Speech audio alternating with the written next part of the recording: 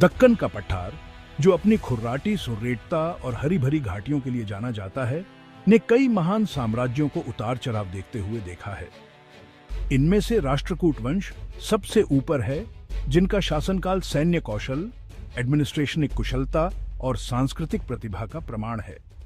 8वीं शताब्दी के मध्य में साधारण शुरुआत से उभरकर महत्वाकांक्षी दंतिदुर्ग के लीडरशिप में राष्ट्रकूटाओं ने एक विशाल साम्राज्य की स्थापना की, जो अधिकांश प्रायद्वीपीय भारत तक फैला हुआ था। शुरुआती राष्ट्रकूट संभवतः पावरशाली चालुक्यों के सामंत थे, जिनका दक्कन के एक बड़े हिस्से पर दबदबा था। हालांकि दंतिदुर्ग के मन में बड़ी महत्वाकांक्षाएं थीं। इस अवसर का फायदा उठाते हुए उसने चालुक्यों को चुनौती दी और उन्हें हरा दिया, जिससे इंडियाई इतिहास के सबसे पावरशाली और स्थायी साम्राज्यों में से एक की फाउंडेशन पड़ी। यह जीत केवल राजनीतिक लीडरशिप में बदलाव नहीं थी, इसने दक्कन में एक नए युग की शुरुआत की। राष्ट्रकूट की जीत एक महत्वपूर्ण मोड़ थी, जिसने स्थिरता, समृद्धि और सांस्कृतिक उत्कर्ष के दौर की शुरुआत की। दंतिदुर्ग के उत्तराधिकारी योग्य उत्तराधिकारी साबित हुए, जिन्होंने साम्राज्य की सीमाओं का विस्तार किया और इसकी शक्ति को मजबूत किया। उन्होंने गठबंधन बनाए, प्रतिद्वंद्वियों को अपने अधीन किया और राष्ट्रकूटाओं को दक्कन में सबसे प्रमुख शक्ति के रूप में स्थापित किया। 2 शताब्दियों से अधिक समय तक चलने वाले उनके शासन ने भारत के राजनीतिक, सामाजिक और सांस्कृतिक परिदृश्य पर एक अमिट मार्क छोड़ी।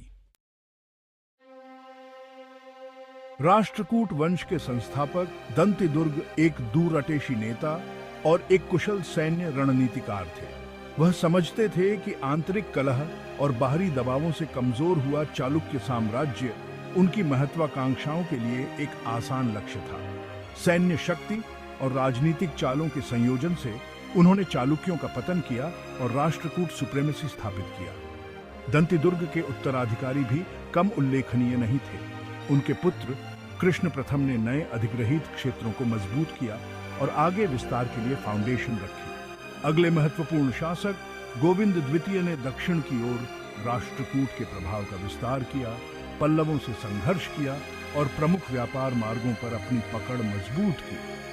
हालांकि गोविंद तृतीय के लीडरशिप में ही राष्ट्रकूट साम्राज्य अपने चरम पर पहुंचा। गोविंद तृतीय एक सैन्य ब्रिलियंसशाली थे, जिन्होंने अपनी आर्मियों को पूरे भारत में जीत दिलाई। उसने विद्रोही जागीरदारों को अपने अधीन किया, उत्तर भारत के प्रतिहारों जैसे पावरशाली प्रतिद्वंद्वियों को हराया और पश्चिम में अरेबियनों से भी संघर्ष किया।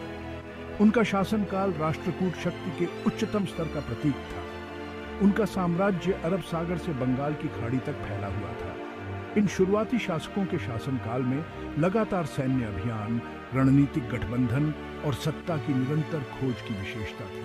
वे केवल विजेता नहीं थे, वे निर्माता थे, जिन्होंने एक मजबूत और स्थायी साम्राज्य की फाउंडेशन रखी। उनकी उपलब्धियों ने सांस्कृतिक और आर्थिक उपलब्धियों के लिए मंच तैयार किया, जो बाद के राष्ट्रकूट काल की पहचान बनेगी।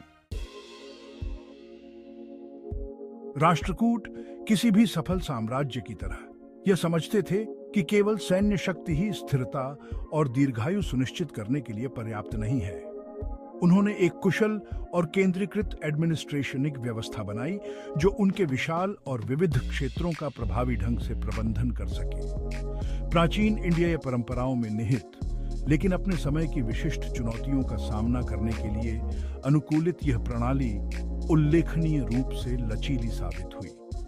राष्ट्रकूट प्रशासन के केंद्र में राजा था, जिसे अपनी प्रजा के कल्याण के लिए सौंपा गया एक दिव्य नियुक्त व्यक्ति माना जाता था। उन्हें मंत्रियों की एक परिषद द्वारा सहायता प्रदान की जाती थी, जिनमें से प्रत्येक रेवेन्यू, रक्षा, न्याय और विदेशी मामलों जैसे विशिष्ट विभाग के लिए जिम्मेदार था। साम्राज्य को प्रांतों में विभाजित किया गया था, जिन्हें आगे जिलों और गांवों में विभाजित किया गया था। प्रत्येक स्तर का लीडरशिप नियुक्त अधिकारियों द्वारा किया जाता था। इस पदानुक्रमित संरचना ने यह सुनिश्चित किया कि आदेश केंद्र से परिधि तक सुचारू रूप से प्रवाहित हों और रेवेन्यू संग्रह, कानून प्रवर्तन और विवाद समाधान प्रभावी ढंग से किया जाए। राष्ट्रकूटाओं ने स्थानीय स्वशासन के महत्व को भी आइडेंटिटिया। प्रमुख नागरिकों वाली ग्राम सभाओं ने स्थानीय मामलों के प्रबंधन, मामूली डिस्प्यूटों को सुलझाने और कानून व्यवस्था बनाए रखने में महत्वपूर्ण लैंड का निभाई। केंद्रीकृत प्राधिकरण और विकेंद्रीकृत प्रशासन का यह मिश्रण कराधान और न्याय की एक मजबूत प्रणाली के साथ राष्ट्रकूटाओं को अपने विशाल साम्राज्य पर नियंत्रण बनाए रखने में सक्षम बनाता है। उनके एडमिनिस्ट्रेशनिक नवाचारों ने न केवल राज्य के सुचारू कामकाज को सुनिश्चित किया, बल्कि उनकी विविध प्रजा में एकता और साझा पहचान की भावना को भी बढ़ावा दिया।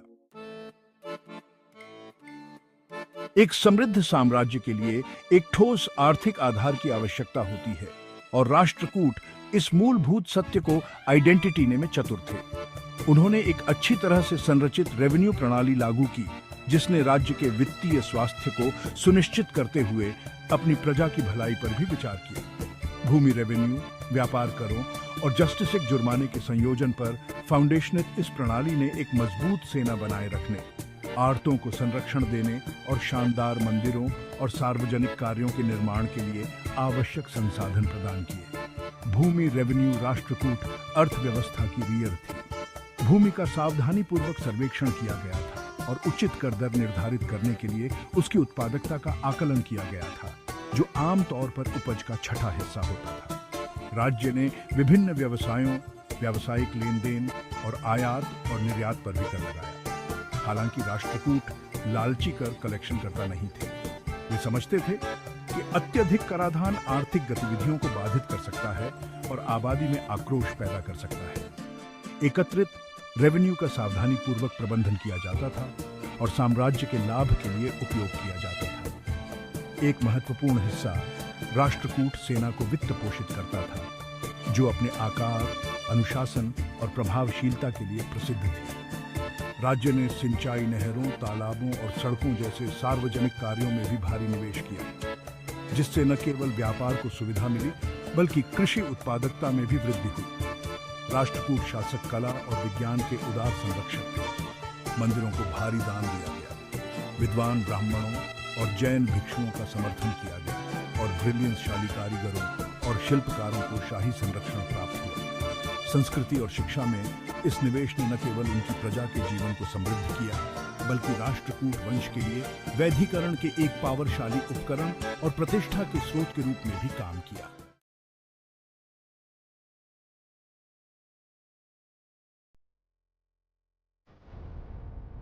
एक राजवंश का उदय, राष्ट्रकूटों का परिचय। 8वीं शताब्दी ईस्वी में भारतीय सबकॉन्टिनेंट में राष्ट्रकूट एक शक्तिशाली राजवंश के रूप में उभरे। वे दक्कन क्षेत्र में अपनी विनम्र शुरुआत से डोमिनेंटता से उठे। राष्ट्रकूट नाम की उत्पत्ति विद्वानों के बीच बहस का विषय है। कुछ सिद्धांतों का सुझाव है कि यह एक उपाधि को संदर्भित करता है, जिसका अर्थ है एक प्रांत का शासक। दूसरों का प्रस्ताव है कि यह स्थानीय सरदारों के वंश को दर्शाता है। राष्ट्रकूटों ने एक विशाल साम्राज्य पर अपना प्रभुत्व स्थापित किया। उनका शासन मध्य और दक्षिण भारत तक फैला हुआ था। राष्ट्रकूट शासन के इस काल को स्वर्ण युग माना जाता है। यह राजनीतिक स्थिरता, आर्थिक समृद्धि और सांस्कृतिक उत्कर्ष द्वारा चिह्नित किया गया था। राजवंश का प्रभाव उनके तत्काल क्षेत्रों से परे था। वे पड़ोसी राज्यों के साथ व्यापक राजनयिक और व्यापारिक संबंधों में लगे हुए थे। शुरुआती राष्ट्रकूट शुरू में शक्तिशाली चालुक्य राजवंश के जागीरदार थे। हालांकि उन्होंने धीरे धीरे ताकत हासिल की और अपनी स्वतंत्रता का दावा किया। राष्ट्रकूटों का सत्ता में उदय चालुक्यों के पतन के साथ हुआ। दक्कन में इस शक्ति शून्य ने राष्ट्रकूटों को अपना स्वतंत्र राज्य स्थापित करने की अनुमति दी। राष्ट्रकूट राजवंश की विरासत केवल सैन्य विजयों पर आधारित नहीं। वे कला, वास्तुकला और साहित्य के महान संरक्षक थे। उन्होंने एक समृद्ध सांस्कृतिक विरासत छोड़ी, जो आज भी प्रेरित और विस्मित करती है। राष्ट्रकूट काल में भव्य मंदिरों और गुफा परिसरों का निर्माण हुआ। ये स्थापत्य चमत्कार राजवंश की गहनता और कलात्मक संवेदनशीलता का प्रमाण है। साम्राज्य के बीज, प्रारंभिक राष्ट्रकूट एक्सपेंशन। प्रारंभिक राष्ट्रकूट शासक महत्वाकांक्षी और कुशल सैन्य स्ट्रेटेजिकार थे। उन्होंने रणनीतिक विजयों की एक श्रृंखला के माध्यम से साम्राज्य के विस्तार की नींव रखी। उनकी सफलता में योगदान देने वाले प्रमुख कारकों में से एक पड़ोसी राज्यों के बीच गठबंधन बनाने और प्रतिद्वंद्वियों का फायदा उठाने की उनकी क्षमता थी। उन्होंने अपने प्रभाव का विस्तार करने के लिए सैन्य शक्ति और कूटनीति के संयोजन का उपयोग किया। प्रारंभिक राष्ट्रकूट शासकों ने दक्कन क्षेत्र में अपनी शक्ति को मजबूत करने पर ध्यान केंद्रित किया। उन्होंने धीरे धीरे आसपास के क्षेत्रों पर अपना नियंत्रण बढ़ाया। उन्होंने स्थानीय शासकों को अपने अधीन कर लिया और अपने राज्यों को बढ़ते हुए राष्ट्रकूट साम्राज्य में मिला दिया। इन शुरुआती विजयों ने राष्ट्रकूटों को बहुमूल्य संसाधन और जनशक्ति प्रदान की। जैसे जैसे राष्ट्रकूट अधिक शक्तिशाली होते गए, उन्होंने अपना ध्यान अपने पूर्व अधिपतियों चालुक्यों की ओर लगाया। वे चालुक्यों के साथ लंबी लड़ाइयों की एक श्रृंखला में शामिल हुए। इन संघर्षों का समापन चालुक्यों की निर्णायक हार के रूप में हुआ। इस जीत ने राष्ट्रकूटों को दक्कन में प्रमुख शक्ति के रूप में स्थापित किया। प्रारंभिक राष्ट्रकूट शासक एक मजबूत सेना बनाए रखने के महत्व को समझते थे। उन्होंने एक अच्छी तरह से सुसज्जित और अनुशासित सेना के निर्माण में निवेश किया। राष्ट्रकूट सेना में पैदल सेना, घुड़सवार सेना और हाथी इकाइयां शामिल थीं। वे अपने कुशल धनुर्धारियों और भयंकर योद्धाओं के लिए जाने जाते। इस सैन्य कौशल ने राजवंश के विस्तार और स्थिरता में महत्वपूर्ण भूमिका निभाई।